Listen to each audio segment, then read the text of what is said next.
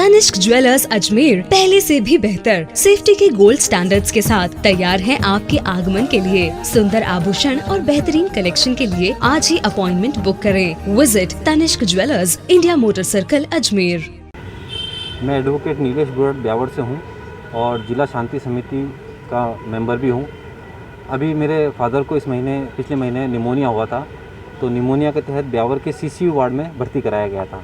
तो अगले दिन उनका कोविड सैंपल लिया गया, जो कि उसके अगले दिन पॉजिटिव आया। उस वक्त मैं मेरे पिताजी के साथ ही था। तो मेरे पिताजी सीसीयू वार्ड से पैदल चलकर कोविड वार्ड तक गए थे।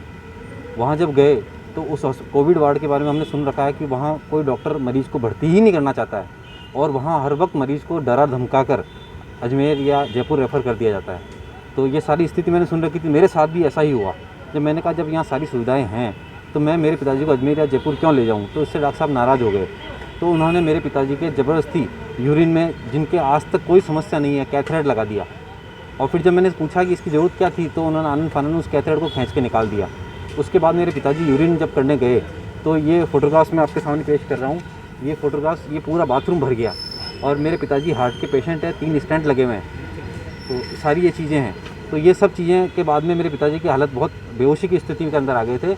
तब भी मैंने कहा कि भाई इनका इलाज आप करिए, ढंग से करिए, और इस तरह से किए। तो उसके बाद में जब मामला बढ़ता देखा तो उन्होंने माफ़ी भी मांगी थी पापा के पास आके, लेकिन उसके बाद भी ये नहीं माने। उसके बाद भी वहाँ के कुछ इंजेक्शन जो हॉस्पिटल के अंदर होने के बावजूद मुझसे बाज़ार से मंगाए गए, उसके मैंने बिल भी पेश किए हैं। तो इस तरह से मुझे आर्थिक रूप से भी क्षति पहुँचाई है, मानसिक रूप से भी क्षति पहुँचाई है। उसके बाद जब मेरे पिताजी का सैचुरेशन जो है 80 से 85 रहा, तब वेंटिलेटर की आवश्यकता पड़ी।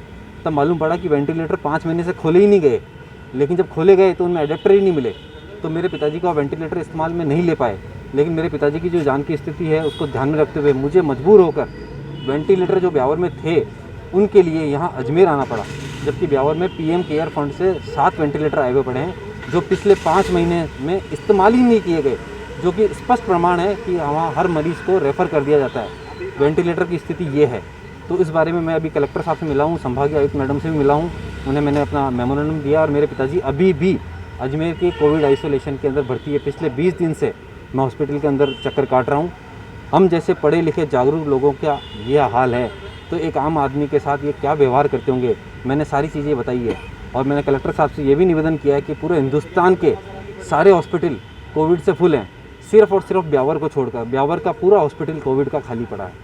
तो कलेक्टर साहब ने कहा बिल्कुल मेरी जानकारी में है और हमने इस पर इंक्वायरी बिठाई है और हम इस पर जल्दी ही आपको न्याय दिलाने का प्रयास करेंगे। लापरवाही मानते हैं पूरी तरह से अस्पताल प्रशासन की लापरवाही है। आज की तारीख में भी 12/9 को मेरे पिताजी पॉजिटिव आए हैं। आज 18 दिन बाद भी वेंटिलेटर चालू नहीं है। आज भी मरीज सारे रेफ़र हो रहे हैं। नीलेश बुरड़, ब्यावर।